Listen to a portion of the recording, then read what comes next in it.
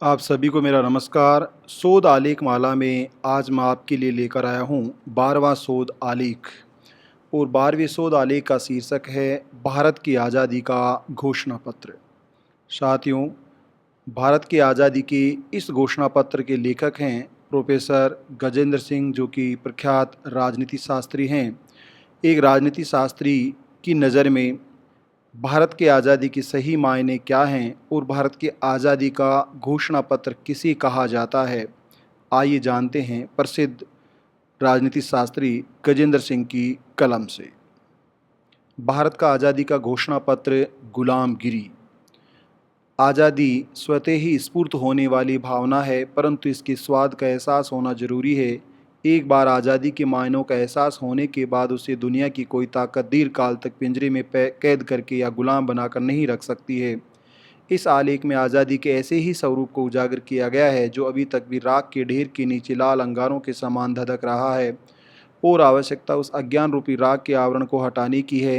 अगस्त 1947 में हमें फिरंगी हुकूमत की 2 शताब्दियों की गुलामी से तो राजनीतिक आज़ादी मिल गई, परंतु विचारणीय प्रश्न यह है कि पिछले 3500 वर्षों की सामाजिक, सांस्कृतिक या वैदिक या आर्य या ब्राह्मणवादी दास्ता से भारतीयों को आज़ादी कब और कैसे मिलेगी। शताब्दियों से गिरगिट की तरह निरंतर रंग बदलती सामाजिक सांस्कृतिक गुलामी की अमानवीय तथा शोषणकारी बीड़ियों से मुक्ति का मार्ग क्या है। मेरा यह शोध आलेख इन्हीं शोध प्रश्नों के जवाब को खोजने की दिशा में सामाजिक सांस्कृतिक आज़ादी का घोषणा पत्र कहे जाने वाले महाग्रंथ, बहुजनों के महाग्रंथ गुलामगिरी के संदर्भ में एक सामयिक विमर्श है। इस आलेख के मुख्य शब्द हैं गुलामगिरी, सामाजिक सांस्कृतिक आज़ादी, बहुजन, मूलवासी। सामान्य परिचय। हमारा देश भारत केवल भारतीयों का है। यदि हम इसके हजारों सालों के इतिहास पर दृष्टिपात करें तो मालूम होता है कि न जाने कितनी ही फिरंगियों ने इस देश पर हमला किया, अपना प्रभुत्व जमाया, लूट व तबाही मचाई और चले गए, परंतु उनमें से कुछ विदेशी ताकतों ने भारत में बरगद के विशाल वृक्ष की तरह अपनी जड़ें यहाँ की ज़मीन में अनंत गहराइयों तक फैला दी, और आज उन जड़ों से न जाने कितने ही वृक्ष मूलवासियों के खून पसीने से पल्लवित हो रहे हैं। उनको सींचने वाला आज भी ये समझ ही नहीं पा रहा है कि आखिरकार उसकी इस दुर्दशा के लिए कौन जिम्मेदार है, कौन लोग जिम्मेदार हैं। उसने अपनी इस दुर्दशा को नियति मान लिया है। ये मेरे देश भारत की कैसी विडंबना है, जिसमें जो कभी ज़मीन का मालिक, जागीरदार, किसान, स्वामी हुआ करता था, आज वह खेती और मजदूर, बटाईदार, भूमिहीन, आवासहीन हो गया है। इतना ही नहीं, उनमें से यदि कुछ लोगों ने कुछ हिस्सा फिर से अपने पास ले लिया तो भी उनकी मेहनत से उपजी फसल का दाम कोई और आदमी तय करता है। जब से मेरे भारत पर विदेशी लोगों ने कब्जा किया है, तब से भारतीयों या भारत के मूल निवासियों की हालत सिलबट्टे की तरह हो गई है, अर्थात काम, मेहनत, मजदूरी कोई और आदमी करता है तथा मलाई कोई और आदमी खाता है। ग्रामसी की सबल्टन की अवधारणा को कुछ भारतीय इतिहासकारों के सबल्टन स्टडी ग्रुप ने केवल वर्ग या मार्क्स की बुजुर्गवाह और सरवारा वर्ग तक सीमित कर दिया है, परंतु यथार्थ में ग्रामसी की सबल्टन की धारणा के अन्य प्रारूप हमें जाति, धर्म, प्रजाति, क्षेत्र के रूप में दिखाई देते हैं, और इनमें अन्य 3 तो ग्रामसी के मूल सबल्टन चिंतन से जुड़े हैं। यही कारण है कि मार्क्सवादी वर्गीय सबल्टन की धारणा से भारतीय जाति आधारित सबल्टन के चिंतन को समझना संभव नहीं है। आर्यों के भारत आगमन से लेकर अब तक शोषण, असमानता, अन्याय की ये परंपरा बदस्तूर जारी है। हाँ, इसमें कुछ बदलाव आया है जिसका श्रेय इन मूलवासियों या बहुजनों के महानायकों को जाता है, जिनमें महात्मा बुद्ध, छत्रपति शिवाजी, साहू महाराज, रैदास, रविदास, कबीर, महात्मा ज्योतिराव फुले, सावित्रीबाई फुले, डॉक्टर अंबेडकर, ईवी रामास्वामी पेरियार, कांसीराम प्रमुख हैं। रैदास उर्फ रविदास इस समय बहुजन विद्वान कांचालय सेपड़, वामन मेश्राम, रतनलाल इत्यादि इस दिशा में प्रयासरत हैं। इन्हीं में से एक 19वीं शताब्दी के महानायक एवं भारत के राष्ट्रपिता महात्मा ज्योतिबा गोविंदराव फुले हैं। इनके द्वारा 1872 में मराठी भाषा में लिखित पुस्तक गुलामगिरी को भारतीयों अर्थात भारत के मूलवासियों की सामाजिक सांस्कृतिक आज़ादी का घोषणा पत्र या मुक्ति पत्र, अधिकार पत्र के उपनामों से जाना जाता है। यही वह रचना है जो बहुजनों को उनकी मुक्ति का मार्ग दिखाती है।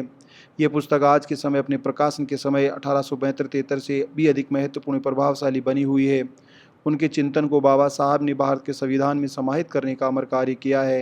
यही कारण है कि उन विदेशी अल्पसंख्यकों को संविधान से बड़ी ही शत्रुता है, और इसी कारण से वे या तो इसे ही समाप्त करने पर तुले हैं या इसके स्वरूप को ही बदलने में लगे हुए हैं। ऐसा प्रयास वे लगातार कर रहे हैं। इसकी प्रेरणा उन्हें अपनी शताब्दियों पुरानी वैदिक इतिहास से मिलती है। वैदिक सभ्यता की स्थापना के मूल में हिंसा है और यही कारण है कि ये लोग या तो स्वयं हिंसा का सहारा लेते हैं अथवा बहुजनों को हिंसा के लिए उकसाने का कार्य करते हैं और दोनों ही मामलों में इनकी जीत निश्चित रही है। ऐसी स्थिति में हमारे पास एकमात्र विकल्प अपने महानायकों के चिंतन के अध्ययन व मनन से मिलता है। हम उनके चिंतन को समझें, अपने लोगों तक प्रसारित करें और इसे व्यापक रूप से यथार्थ में बदलने की पूरी कोशिश करें। सिंधु घाटी सभ्यता का अंत एवं आर्यों का आगमन। भारत की सिंधु घाटी सभ्यता हड़प्पा सभ्यता विश्व की प्राचीनतम सभ्यताओं में से एक है। इसकी समकालीन सभ्यताओं में मेसोपोटामिया की सभ्यता, मिस्र की सभ्यताएं इत्यादि प्रसिद्ध रही हैं। ये सर्वज्ञात है और अनेकानेक ऐतिहासिक व भौगोलिक अनुसंधानों से सप्रमाण साबित हो चुका है कि सिंधु घाटी सभ्यता विश्व की प्राचीनतम सभ्यताओं में से एक है। यद्यपि इसकी लिपि का पढ़ा जाना भी शेष है, परंतु भारत के मूल निवासियों या नारियों या सांस्कृतिक जीवन, रहन सहन, सामूहिक कब्र, ताम्र व कांस्य प्रतिमाएं, मिट्टी के पात्र, कलाएं, वास्तुकलाएं, चित्रकारी, खेती के औजार, जल निकासी, उसके प्रिय जानवरों के अवशेष इत्यादि साक्ष्य प्राप्त हुए हैं, जिन्हें विस्तार से जानने के लिए प्रसिद्ध इतिहासकार प्रोफेसर उपेंद्र सिंह की पुस्तक प्राचीन एवं पूर्व मध्यकालीन भारत का इतिहास का सहारा लिया जा सकता है। आज से लगभग 5000 वर्ष पूर्व जो रहन सहन है वह आज भी ग्रामीण भारत से हूबहू समानता रखता है। हड़प्पा, लोथल, मोहनजोदाड़ो, कालीबंगा, धोलावीरा, चंद्रहूरो इत्यादि सभ्यता के मुख्य स्थल मिले हैं।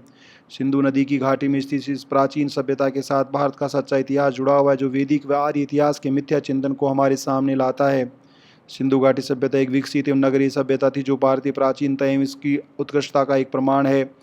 सिंधु घाटी सभ्यता के पतन के बाद अभी तक इसके पतन के कारणों की पूरी तरह से जानकारी नहीं मिली है, परंतु जो उपलब्ध है उसके अनुसार शायद प्राकृतिक आपदाओं की वजह से पूरी सभ्यता जमीन में समा गई होगी। पश्चिमी चिंतन के साथ भारतीय चिंतन की सहमति के अनुरूप लगभग 1500 ईसा पूर्व में इसके पतन के साथ ही भारत में आर्यों का आगमन हुआ, जिसने पूरे भारतीय इतिहास के वस्तु स्थिति को यथार्थ से दूर, सत्यता से दूर, तथ्यता से दूर, वस्तुनिष्ठता से दूर, कथा साहित्य के नज़दीक पहुंचा दिया। और इस काल्पनिकता का परिणाम ये हुआ कि विश्व समुदाय ने इसे अंतर्राष्ट्रीय मान्यता प्रदान नहीं की और इसी कारण से भारतीय चिंतन के प्राचीन मूल स्वरूप को ही नकार दिया गया। धार्मिक साहित्य, कथाओं में, कहानियों में लंबे समय तक बने रहने के कारण भारत में हर बच्चे के कानों तक चला गया और इसका परिणाम यही हुआ कि भारत का अधिकांश जन समुदाय आज भी इस कथा साहित्य को, काल्पनिक स्वार्थपूर्ण रचिता साहित्य को, असमानता, गुलामी, अन्याय पर आधारित माइथोलॉजी या मिथ्या साहित्य को सच मान बैठा है। निसंदेह कहानियों में कोई कमी नहीं है, यही कारण है कि विश्व समुदाय ने इसे नकार दिया और भारत ने इसे स्वीकार कर लिया। भारतीय राजनीतिक चिंतन का उद्भव कहाँ से माना जाए, जो निसंदेह सप्रमाणीय अति प्राचीन है और इसका साक्ष्य में सिंधु घाटी सभ्यता में मिलता है। हड़प्पावासी संस्कृति साक्षर थी, परंतु अब तक हड़प्पा लिपि या सिंधु लिपि को पढ़ा जाना अभी शेष है और इसकी जानकारी के बाद तस्वीर और अधिक स्पष्ट हो सकेगी। फिलहाल सामाजिक एवं सांस्कृतिक जीवन से जुड़ा सामाजिक चिंतन और कुछ हद तक राजनीतिक चिंतन भी देखने को मिलता है। प्राचीन भारत का राजनीतिक चिंतन अधिकांशतः गणतांत्रिक व्यवस्था पर केंद्रित था। इसके प्रमाण हमें आगे चलकर बौद्ध साहित्य में भी मिलते हैं और इस समय के गणतंत्र दुनिया के सबसे प्राचीन गणतंत्र रहे हैं। इसी के साथ कबीला एवं आदिवासी समुदाय बहुतायत में विद्यमान था, जहाँ समानता, स्वतंत्रता, न्याय व भाईचारे के आदर्शों पर आधारित शासन व्यवस्था थी। सिंधु घाटी सभ्यता के पतन एवं बौद्धकालीन राजनीतिक चिंतन के बीच एक ऐसी देवी राजत्व रूपी गुमनाम लेखकों वाली साहित्य की रचना की गई जो पूर्णतः झूठ व मिथ्या पर आधारित था। यदि गौतम बुद्ध के बाद हम दृष्टिपात करें तो मालूम होता है कि साहित्य के रूप में इस मिथक को तोड़ने का काम किसी ने किया है तो वे महात्मा फूले, बाबा साहब अम्बेडकर, वी रामास्वामी पेरियार हैं। के दामोदरन की पुस्तक Indian political thought a critical survey 1967 में कुछ हद तक 1500 ईसा पूर्व आर्यों के आगमन के बाद 500 ईसा पूर्व काल में सर्जित माइथोलॉजी के यथार्थ स्वरूप को सामने लाने का वैज्ञानिक और सार्थक प्रयास किया गया है। इतना आसान नहीं है शोषण, असमानता, गुलामी, छुआछूत, अमानवीयता, अन्याय के इस मकड़जाल को हटाना, क्योंकि इस मकड़ीनुमा जाली के बीच वे सब लोग फंसे हैं जिन्हें समानता, न्याय, स्वतंत्रता, भ्रातृत्व, मानवता के आदर्शों को प्राप्त करने की आवश्यकता है। सामाजिक सांस्कृतिक दास्ता की ऐतिहासिक पृष्ठभूमि क्या है? उपयुक्त ऐतिहासिक तथ्यों से स्पष्टता साबित होता है कि प्राचीन भारत भूमि पर आर्यों के आगमन से पूर्व एक खुशहाल, समृद्ध, शांति, मित्रता, समता, न्याय व स्वतंत्रता की व्यवस्था विद्यमान थी। इसकी कहानी उत्खनन में प्राप्त हड़प्पा सभ्यता के विकसित स्थलों से साबित होती है। इसकी समावेशी भौतिक उन्नति अपने साथ रहने वालों की संपन्नता को अपने आप बयां कर रही है। इसके प्रमुख स्थलों से प्राप्त सामूहिक स्नानागार, खेल के मैदान, सड़कों का जाल जो मुख्य सड़कों के साथ सहायक सड़कों को भी जोड़ रहा है। आर्यों के द्वारा केवल युद्ध या हिंसा के सहारे अनार्यों को हमेशा के लिए गुलाम बनाए रखना संभव नहीं था और इसीलिए अनार्य भारतीय जनमानस पर चिरकाल तक या युग युगों तक गुलामी या दासता के जाल को बनाए रखने के लिए अनार्यों से भिन्न भाषा में वैदिक कथा साहित्य के माध्यम से उनके दिलों में दिमाग पर नियंत्रण करने का आवाज़ आरंभ की और जिसमें वह आज तक अधिकांश सफल साबित रहे हैं। इस कथा साहित्य में संस्कृत भाषा में पुरुष या देवी सत्ता द्वारा रचित वैदिक या ब्राह्मण साहित्य जिसमें चतुर्वेद या चार वेद, ऋग्वेद, यजुर्वेद, सामवेद, अथर्ववेद और ब्राह्मण ग्रंथ अर्थात वैदिक साहित्य की गद्य टीकाएं जैसे कि शतपथ ब्राह्मण ग्रंथ और 108 उपनिषद अर्थात तैत्तिरीय उपनिषद, कठोपनिषद, मुंडक उपनिषद, ईशोपनिषद, छांदोग्य उपनिषद इत्यादि और 18 पुराण अर्थात अग्नि पुराण, मत्स्य पुराण, विष्णु पुराण, शिव पुराण, गणेश पुराण, महाकाव्य, वाल्मीकि कृत रामायण, वेद व्यास कृत महाभारत, वासुदेव कृत कृष्ण द्वारा अर्जुन को दिए गए उपदेश रूपी महाभारत का छोटा भाग भगवद गीता और उसके बाद रचित स्मृतियां विष्णु स्मृति, याज्ञवल्क्य स्मृति, नारद स्मृति, बृहस्पति स्मृति, मनु स्मृति इत्यादि प्रमुख हैं। इसी के उत्तरार्ध समानांतर काल में रचित यथार्थ स्वरूप वाला पाली व प्राकृत भाषा वाला बौद्ध साहित्य त्रिपिटक, शुद्ध धम्म विनय, जैन साहित्य, नीति वाक्य अमृत, मौर्यकालीन और गुप्तकालीन साहित्य, सोमदेव रचित शिलालेख, अभिलेख, कामंद का नीति शास्त्र, कौटिल्य का अर्थशास्त्र और शुक्र का शुक्र नीतिसार, बाण के हर्षरित, विशाखा दत्त का मुद्रा राक्षस और 12वीं सदी में रचित कलहण की राज तरंगिणी इत्यादि प्रमुख रहे हैं। शूद्र वर्ण के लिए दास्ता का स्वरूप चातुर्वर्ण्य व्यवस्था का सबसे प्राचीनतम विवेचन ऋग्वेद के 10वें मंडल के 19वें मंत्र में मिलता है, जिसे पुरुष सूक्त के नाम से जाना जाता है। पुरुष सूक्त के अनुसार ब्राह्मण उसके मुख से, राजन्य उसकी भुजाओं से, वैश्य उसके जंघाओं से और शूद्र उसके पैरों से उत्पन्न हुए हैं। पुरुष सूक्त की चातुर्वर्ण्य सामाजिक व्यवस्था पर केवल गौतम बुद्ध ने पहली बार प्रश्न चिन्ह लगाया, परंतु वे इसे परिवर्तित नहीं कर पाए। बौद्ध धर्म के पतन के बाद आपस्तंभ धर्म सूत्र, वशिष्ठ धर्म सूत्र जैसे स्मृति ग्रंथों में न केवल पुरुष सूक्त के सिद्धांतों की रक्षा को अपना व्यावसायिक दायित्व बनाया गया, अपितु उनका व्यापक स्तर पर प्रचार प्रसार भी किया गया। इस वैदिक रीति को ब्राह्मण या हिंदू समाज के शिल्पकार मनु ने संसार समृद्धि की ईश्वरीय वरदान के साथ जोड़कर एक नए युग का आरंभ कर दिया। उसने पुरुष सूक्त को हिंदू या ब्राह्मण धर्म के सामाजिक विधान, प्राकृतिक विधान और देवी स्वरूप में स्थापित कर दिया। ब्राह्मणवाद के आधुनिक प्रणेता मनु के ग्रंथ मनुस्मृति में उद्धत है, अर्थात इसके प्रथम अध्याय के पहले श्लोक में लिखा है कि ये संसार अपनी उत्पत्ति के समय पूर्व अंधकार में था, पूर्व सब अज्ञात व अनुमान से परे था। ब्रह्मा ने वैश्य को व इस सृष्टि को सर्जित किया, उस ब्रह्मा ने ही समस्त का निर्माण किया है। सब कुछ अच्छा या बुरा उसी की देन है। मनुस्मृति में मानवीय रचना के लिए साअवयव या आंगिक सिद्धांत का समर्थन किया गया है। मनुस्मृति के अध्याय 1 के श्लोक 31 में लिखा है कि लोकान तु विवर्धे मुख बाहुरूपादत है, ब्राह्मण क्षत्रिय वैश्य शूद्रम च निर्वते, अर्थात परमात्मा ने लोक की वृद्धि के लिए ब्राह्मण, क्षत्रिय, वैश्य व शूद्र को पैदा किया है। ब्रह्मा के मुख से जन्म लेने वाला ब्राह्मण ही समाज व्यवस्था का केंद्रीय तत्व है। ब्राह्मण, क्षत्रिय, वैश्य, शूद्र शब्द अर्थात चतुर्वर्ण व्यवस्था की उत्पत्ति का वही मूल आधार है जो अभी तक विद्यमान है। असमानता पर आधारित चातुर्वर्ण्य व्यवस्था में ब्राह्मण का स्थान सर्वोच्च है, क्षत्रिय उससे नीचे पहला दास, परंतु वैश्य व शूद्र से ऊपर होता है और शूद्र सामाजिक व्यवस्था के सबसे नीचे के पायदान पर स्थित है। यद्यपि अपने आप में ही विस्मित करने वाली बात है कि मनु ऋग्वेद की मंत्रों के सृष्टा ऋषियों ने मनु को भारतीय आर्यों का जनक बताया है। मनु को भारतीय आर्यों का जनक यह सिद्धांत इतना रूढ़ हो चुका है कि ब्राह्मण ग्रंथों और पुराणों तक ने इसकी पुनरावृत्ति करना आवश्यक समझा। ऐत्रेय ब्राह्मण, विष्णु पुराण और मत्स्य पुराण में भी इसको प्रतिपादित किया गया है। ये सत्य है कि उन्होंने ब्रह्मा के मनु का जनक माना है, किंतु मनु के पिता होने के ऋग्वेद में उल्लिखित सिद्धांत को स्वीकार कर स्थायित्व दे रखा है। विष्णु पुराण के अनुसार ब्रह्मा ने स्वयं को नर और नारी 2 भागों में विभाजित किया। नारी सतरूपा के रूप में कहलाई। सतरूपा ने निरंतर चेष्टा से प्रतिरूप स्वयंभू मनु को उत्पन्न कर लिया। विष्णु पुराण में ब्रह्मा द्वारा अपनी पुत्री से सहवास करने का प्रसंग नहीं मिलता है, परंतु ऐत्रेय ब्राह्मण और मत्स्य पुराण के अनुसार ब्रह्मा द्वारा अपनी पुत्री सतरूपा के साथ संभोग किए जाने से मनु उत्पन्न हुआ। मत्स्य पुराण ये भी कहता है कि मनु ने तब अनंता नामक पत्नी को प्राप्त किया। रामायण मयूरखंड 1:117 के अनुसार मनु पुरुष नहीं स्त्री है और दक्ष प्रजापति की पुत्री है, जो बाद में कश्यप की पत्नी बनी। यह ब्राह्मणवाद का ऐसा मायाजाल है जिसे समझना या उससे बचकर बाहर निकलना इतना आसान नहीं है जितना बहुजन समझते हैं। कथन संहिता और मैत्रेयनी संहिता के अनुसार शूद्र को उस गाय का दूध नहीं निकालने देना चाहिए जिसका दूध अग्निहोत्रा के उपयोग में लिया जाता है। इस तरह से शतपथ ब्राह्मण तथा पंचवीस ब्राह्मण के अनुसार यज्ञ करते समय शूद्र से नहीं बोला जाए तथा यज्ञ के समय शूद्र उपस्थित न हो। ऐत्रेय ब्राह्मण और पंचवीस ब्राह्मण ने तो निम्नतम स्तर पर पहुंचकर यह कह दिया कि शूद्र दूसरों का सेवक है, इसके अतिरिक्त कुछ नहीं। यह ब्राह्मणवादी साहित्य की वर्ण विशेष के प्रति श्रेष्ठता और अन्य के प्रति असमानता, अन्याय और शोषण पर आधारित दास्ता का प्रमाण है। बाबा साहब ने विविध ब्राह्मणवादी साहित्य आपस्तंभ धर्मसूत्र, वशिष्ठ धर्मसूत्र, मनुस्मृति, विष्णु स्मृति, गौतम धर्मसूत्र, बृहस्पति धर्मसूत्र, नारद स्मृति सूत्र इत्यादि में दिए गए शूद्र संबंधी विवेचन को लिपिबद्ध करते हुए बताया है कि इन ग्रंथों के अनुसार शूद्र अपवित्र, अद्विज, घृणा के काबिल, त्रिवर्ण का सेवक, अज्ञानी और ज्ञान प्राप्ति के अयोग्य, संपत्ति विहीन, राज की पद त्याजी और जन्म से सदैव दास होता है। बाबा साहब के चिंतन में शूद्र भारत के मूलवासी क्षत्रिय थे, जिन्हें त्रिवर्ण ने बेदखल कर शूद्र के रूप में स्थापित कर दिया। बाबा साहब ने महाभारत के शांति पर्व के 60वें अध्याय के 38 से 40वें श्लोक का सप्रमाण विवेचन करते हुए बताया है कि हाँ सर, हाँ बताओ।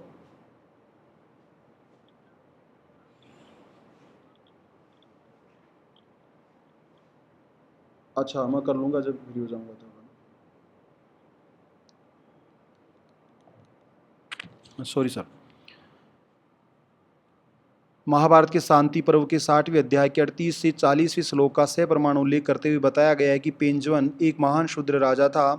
ब्राह्मणों एवं शूद्रों के संघर्ष के परिणाम स्वरूप शूद्र चौथे वर्ण के रूप में दखील दिया गया।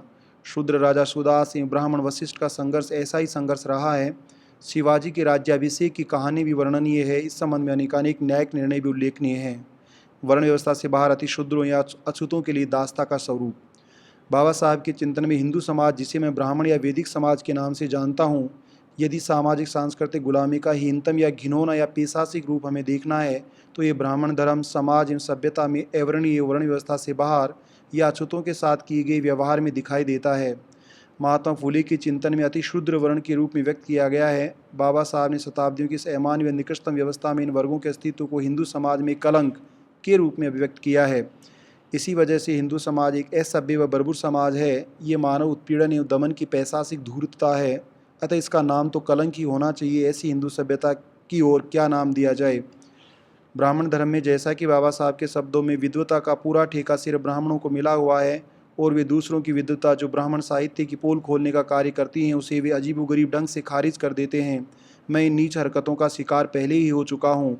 शैक्षणिक या मनोवैज्ञानिक दास्ता को स्थापित करने का प्रपंच स्पष्ट रूप से दिखाई देता है। हिंदू समाज की छुआछूत की अमान्य व्यवस्था जन्म, विवाह, रजस्वला और मृत्यु की असुचिता से भिन्न है। ये आजीवन है। जो हिंदू उनका स्पर्श करते हैं वे स्नान आदि के द्वारा पवित्र हो सकते हैं, किंतु ऐसी कोई चीज़ नहीं है जो अछूत को पवित्र बना सके। वे अपवित्र ही पैदा होते हैं और वे जन्म भर अपवित्र ही बने रहते हैं। वे अपवित्र ही बने रहकर मर भी जाते हैं और जिन बच्चों को जन्म देते हैं वे बच्चे भी अपवित्रता का कलंक माथे पर लगाए हुए पैदा होते हैं और जीवन जीते हैं। ये एक स्थायी जन्म जन्मांतर कलंक है जो किसी तरह से धुल नहीं सकता। हिंदुओं की स्पर्शता एक अजीब दस्तूर है। संसार किसी दूसरे हिस्से में आज तक वह कभी इसकी मिसाल नहीं मिलती है। किसी दूसरे समाज में ऐसी चीज़ है ही नहीं। ब्रिटिश काल में दास्ता की स्थिति। ब्रिटिश शासन के दौर में भी सामाजिक सांस्कृतिक दास्ता में कोई खास बदलाव नहीं आया, क्योंकि उस समय शिक्षा केवल उच्च वर्ण के लिए ही प्राप्त करने योग्य दक्षता के रूप में विद्यमान थी और इस कारण अंग्रेज़ों के अधीन बाबूगिरी या कुलकर्णी का पूरा काम उच्च वर्ण के लोगों ने ही संभाल रखा था। ये कुलकर्णी वर्ग अंग्रेज़ों तक इस शोषित वर्ग की वस्तु स्थिति को कदापि ज्ञात नहीं होने देता था। शिक्षा के अभाव में भाषा की अनभिज्ञता के कारण शूद्र वर्ण फिरंगी हुकूमत से संपर्क स्थापित नहीं कर पाता था। इसका पूरा फायदा कुलकर्णी वर्ग उठाता था। एक तो वह जैसे ही बहुजन वर्ग की कोई मांग होती तो उसे दूसरे ही स्वरूप में प्रस्तुत कर देता था और इसके अलावा यह उनकी मांगों को ब्रिटिश साम्राज्य के विरुद्ध अभिव्यक्त करता था, जिसके कारण अंग्रेज सरकार चाहकर भी उनका हित नहीं कर पाती थी। इसके अलावा एक कुलकर्णी वर्ग अंग्रेजी भाषा की राजस्व प्रणाली का बिचौलिया बनकर भारत के किसानों व मजदूरों के शोषण को अंजाम देता था। ब्रितानी हुकूमत एक विदेशी सरकार थी और वह अपने साम्राज्य के संरक्षण एवं संवर्धन में भारत को एक उपनिवेश के रूप में इस्तेमाल करती थी। इसमें कोई संदेह नहीं है, लेकिन मूल सवाल यह है कि इस शोषणकारी नीति में ब्राह्मण वर्ण ने आग में घी डालने और अपने हाथ सेकने का काम किया है। इसमें भी कोई शंका नहीं है। हमें यह भी मालूम होना चाहिए कि ब्राह्मण वर्ण एक नेतृत्वकर्ता वर्ण रहा है। सामाजिक धार्मिक अच्छाइयों और बुराइयों दोनों के लिए वह पूर्णतः जिम्मेदार है। तिलक जैसे चित पावन ब्राह्मण नेता कहने को तो स्वराज के लिए संघर्ष कर रहे थे, परंतु इससे भी ज़्यादा जरूरी इस बात को जान लेना है कि वे ब्रिटिश शासन को हटाकर ब्राह्मण हुकूमत को स्थापित करने के लिए जी जान से कार्य कर रहे थे।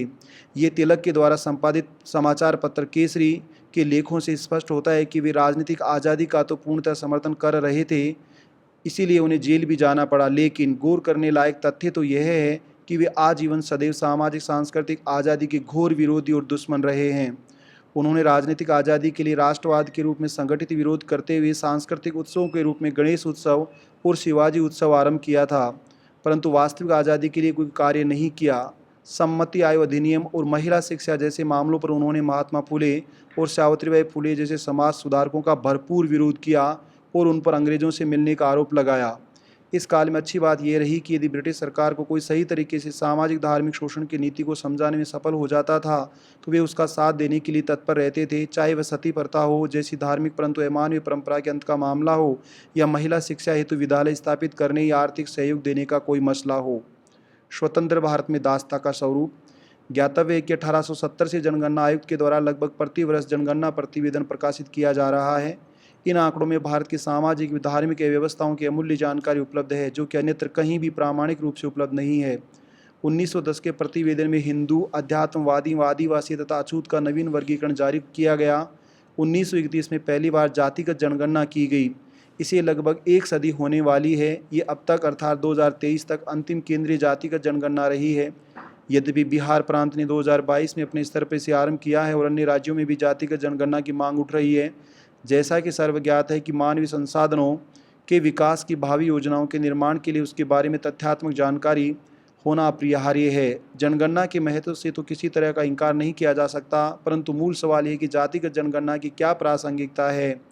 यद्यपि सामान्य स्वरूप में जातिगत विभाजन मानवीय सभ्यता के विकास का अच्छा संकेतक नहीं है, परंतु भारत में आर्य आगमन ने ब्राह्मण धर्म की ऐसी सामाजिक पदसोपानी व्यवस्था को स्थापित कर दिया कि इस अवगुण को भारत के बहुजन चाहकर भी छोड़ नहीं पा रहे हैं। बाबा साहब के चिंतन में आर्य आगमन से भारत में वैदिक धर्म स्थापित हुआ, जो कि कालांतर में क्रमकांड व्यापकता एवं बढ़ोतरी के चलते ब्राह्मण धर्म के रूप में पहचाना गया और 13वीं सदी के बाद से लेकर अब तक इसे हिंदू धर्म के नाम से जाना जाता है। वर्ण या जाति व्यवस्था जैसे अमानवीय भेदभाव वाली व्यवस्था इस तथाकथित धर्म की मूल धुरी है। जातिगत जनगणना इस मूल धुरी को विचलित करने वाला प्रहार है। जातिगत जनगणना के समर्थक बहुजन वर्ग का विश्वास है कि आज़ादी के बाद भी उन लोगों को उनकी जनसंख्या के अनुपात में सार्वजनिक जीवन में पर्याप्त प्रतिनिधित्व नहीं मिला है। यह 100% सत्य भी है कि बाबा साहब के प्रयासों से स्थापित प्रतिनिधित्व की माकूल आरक्षण व्यवस्था के बाद भी बहुजन वर्ग को सरकारी क्षेत्र में उनके लिए निर्धारित स्थान भी नहीं दिया गया, बल्कि उच्च जातियों ने उनका स्थान अपने नाम पर रखा है। इसका आभास हमें भारत सरकार के कार्मिक लोक शिकायतें एवं पेंशन मंत्रालय द्वारा जारी वार्षिक प्रतिवेदन के आंकड़ों से स्पष्ट होता है। केंद्रीय व राजकीय विश्वविद्यालयों में, सार्वजनिक उपक्रमों में उच्च पदों पर, प्रधानमंत्री कार्यालय और मुख्य सचिव, संयुक्त सचिव और सचिव जैसे अनेकानेक पदों पर संविधान लागू होने से लेकर अब तक अर्थात 2019-20 के भारत सरकार के प्रतिवेदन में केवल और केवल अनारक्षित वर्ग के व्यक्ति ही काबिज रहे हैं। एक नमूना रूपी उदाहरण की बात करें तो राजस्थान विश्वविद्यालय की राजनीति विज्ञान विभाग की स्थापना वर्ष 1961 से लेकर 2013 तक अनुसूचित जाति, अनुसूचित जनजाति, पिछड़ा वर्ग के अभ्यर्थियों को आरक्षण का लाभ नहीं दिया गया है। यद्यपि कमोबेश ये बात पूरे विश्वविद्यालय में भी लागू है। ये एकमात्र उदाहरण ही काफ़ी है इस बात को साबित करने के लिए कि स्वतंत्र भारत में गुलामी का स्तर क्या और कैसा है। बहुजनों को इस तथ्य पर ऐतराज़ हो सकता है कि भारत ब्राह्मणों का देश है। यद्यपि ये तथ्य नहीं है, परंतु सार्वजनिक क्षेत्र में और विदेशों में ये तथ्य के रूप में ही प्रस्तुत हो रहा है। देश के अधिकांश राष्ट्रीय राजनीतिक दलों के नेता, औद्योगिक संगठनों के नेता, सार्वजनिक संगठनों के पदाधिकारी, प्रधानमंत्री कार्यालय, अन्य कार्यालयों के प्राधिकारी अनारक्षित वर्ग से ही हैं। तो फिर ये तथ्य बहुजनों के कहने से गलत कैसे हो सकता है। बहुजनों अर्थात SC, ST, OBC अल्पसंख्यकों की जनसंख्या 90% से अधिक है, परंतु उनको प्रतिनिधित्व उस अनुपात में नहीं है। उन्हें उनका प्रतिनिधित्व उनके अनुपात में ही मिले, यही जातिगत जनगणना का मूल ध्येय है, ताकि छिपा हुआ रहस्य सबके सामने आ जाए। ये कितना आश्चर्य है कि सार्वजनिक क्षेत्र में भी उच्च वर्ग का वर्चस्व है, निजी क्षेत्र में भी उच्च जातियों का वर्चस्व, पत्रकारिता व संचार के तमाम साधनों पर ही द्विज वर्ण का वर्चस्व, धार्मिक सांस्कृतिक जीवन में भी द्विज वर्ण का वर्चस्व है। तो फिर शूद्र वर्ण गुलाम नहीं तो और क्या कहला सकता है। दास्ता से मुक्ति का विकल्प गुलामगिरी। बाबा साहब के चिंतन में सभी मनुष्य एक ही मिट्टी के बने हुए हैं। उन्हें यह अधिकार भी है कि वे अपने साथ अच्छे व्यवहार, काम था कुछ आ गया क्या, लाइट आ तो गया ना वो, ठीक। वे अपने साथ अच्छे व्यवहार की मांग करें। ये इस गुलामी का निदान क्या है। इस प्रश्न का सवाल जवाब केवल शूद्र वर्ण के महानायक ज्योतिबा फुले के चिंतन में ही है। व्यवस्था ज्योतिबा फुले ने अपने जीवन के अपमानित अनुभवों से प्रेरणा लेते हुए अपना पूरा जीवन दलित शिक्षा, स्वतंत्रता एवं समानता के लिए समर्पित कर दिया। 19वीं सदी में उच्च जातियों के अलावा किसी को भी शिक्षा प्राप्त करने की अनुमति नहीं थी। इसके लिए उन्होंने सम्मान शिक्षा अधि सिद्धांत को अपनाया। शिक्षा ही वह हथियार है जिसके द्वारा गरीबों, किसानों, शूद्रों, महिलाओं के कष्ट, गरीबी, असमानता, मन की गुलामी की बेड़ियों से मुक्ति मिल सकती है। ज्योतिबा फुले अपने बहुचर्चित ग्रंथ सेतर्क याचा आसूड़ के उपोद्घाट में लिखते हैं,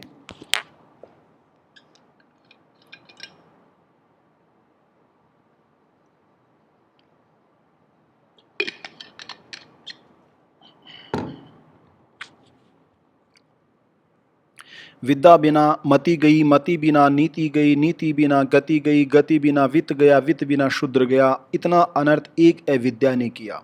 विद्या बिना मति गई, मति बिना नीति गई, नीति बिना गति गई, गति बिना वित्त गया, वित्त बिना शूद्र गया। इतना अनर्थ एक अविद्या ने किया। ज्योतिबा फुले के चिंतन में शिक्षा वह स्वतंत्र कोड़ा है जो जुल्मों से मुक्ति दिला सकता है। शिक्षा का मतलब केवल साक्षरता से नहीं है, अपितु ये सही गलत, उचित अनुचित, तथ्य कल्पना, मिथ्या व सत्य का ज्ञान कराती है। शिक्षा ज्ञान रूपी अंधकार के कोहरे का अंत कर ज्ञान रूपी प्रकाश से सबको दीप्तिमान करती है। तमाम तरह के धार्मिक व सांस्कृतिक कर्मकांड को तिलांजलि देकर ही हम भाट व इनकी गुलामी से मुक्ति प्राप्त कर सकते हैं। फुले ने इस गुलामी से मुक्ति का पथ सब लोगों को दिखाने के लिए 1873 में सत्यशोधक समाज की स्थापना की है। फुले दंपति का संघर्ष हमें सदैव गुलामी से मुक्ति की प्रेरणा देता है। उसके बताए गए मार्ग पर चलकर ही बहुजन अपनी सामाजिक सांस्कृतिक स्वतंत्रता को पुनः प्राप्त कर सकता है, अन्यथा वह सदैव गुलामी में ही घिस घिस कर मरता रहेगा। भले ही उसने अंग्रेजों से राजनीतिक आज़ादी प्राप्त कर ली हो, लेकिन सच्ची आज़ादी आज भी इसका इंतजार कर रही है। गुलामगिरी के मार्ग पर चलने से पहले हमें फुले के चिंतन को सच्चे दर्शन में परिवर्तित करने वाले 21वीं सदी के महानायक या बौद्ध के चिंतन पर एक नज़र और डाल लेनी चाहिए। अर्थात ब्राह्मणों के हाथ में जो सत्ता है और उनकी जो हैसियत है वह हिंदू सभ्यता की देन है, जिसमें उसे सर्वोच्च स्थान अर्पित कर रखा है और छोटी जातियों को नाना प्रकार की पाबंदियों से जकड़ रखा है ताकि निम्न वर्ग विद्रोह कर ब्राह्मणों को चुनौती नहीं दे सके। ये ध्रुव सत्य है कि प्रत्येक ब्राह्मण ब्राह्मणवाद का मुकुट धारण किए ही रहेगा, चाहे वह रूढ़िवादी हो या नहीं, वह पुरोहित हो या गृहस्थ हो, वह विद्वान हो अथवा बुद्धिहीन हो। बाबा साहब के शब्दों में, जिस समाज में कुछ वर्गों के लोग जो कुछ चाहें वह सब कुछ कर सकें और बाकी वह सब भी न कर सकें जो उन्हें करना चाहिए, उस समाज के अपने गुण होते होंगे लेकिन उनमें स्वतंत्रता कदापि शामिल नहीं होगी। अगर इंसानों के अनुरूप जीने की सुविधा कुछ लोगों तक ही सीमित है, तब जिस सुविधा की आमतौर पर स्वतंत्रता कहा जाता है उसे केवल विशेषाधिकार कहेंगे तो अधिक उचित होगा। उपसंहार और निष्कर्ष के रूप में, उपयुक्त विवेचन के आधार पर निष्कर्ष के रूप में ये कहा जा सकता है कि हमारा देश भारत है और ये प्रत्येक भारतीय का अधिकार है कि वह स्वतंत्र देश के स्वतंत्र नागरिक के रूप में अपना जीवन यापन कर सके। भारत का संविधान जो स्वतंत्र देश का सबसे बड़ा कानूनी दस्तावेज एवं पवित्र ग्रंथ है, संविधान के अनुरूप ही भारत की शासन व्यवस्था का संचालन होना चाहिए और उसमें दिए गए समानता, स्वतंत्रता, न्याय, भाईचारे के आदर्श प्रत्येक भारतीय के लिए आत्मसात होने चाहिए। न कोई उच्च है न कोई निम्न है, न तो किसी जाति उच्च है और न ही किसी जाति से नीच है या न कोई वर्ण से है। वेद, वेदांग, उपनिषद, रामायण, महाभारत, गीता, कुरान, बाइबल या कोई अन्य भारत के संविधान से ऊपर कदापि नहीं हो सकता है। मानव एक समान है, यही मेरे देश के संविधान का अभिमान है। इसे हम बनाए रखेंगे। हम सब भारतीय हैं, हम सब मानव हैं। ये बात हर भारतीय को समझनी ही होगी। हर किसी को उसका वाजिब हक मिलेगा। अंत में सभी भारतीय पढ़ें, लिखें और संघर्ष करें। भारत देश महान है। बहुत बहुत धन्यवाद।